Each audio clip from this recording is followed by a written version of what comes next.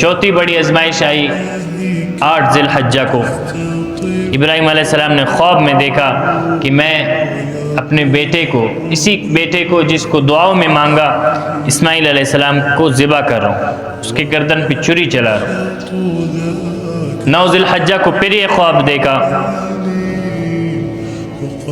علماء فرماتے ہیں ان کے پاس 100 اونٹ تھے، انہوں نے سب کو قربان کر دیا اللہ کے راستے میں۔ دوسرے دن پھر اسی طرح، تیسرے دن 10 ذی الحجہ عید کا دن ہے، پھر سے خواب دیکھا تو انہوں نے اسماعیل علیہ السلام کو بتایا۔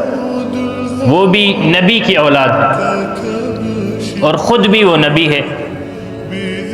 اسماعیل علیہ السلام کو پتہ تھا کہ جو نبی کا جو خواب ہوتا ہے وہ وحی ہوتا ہے،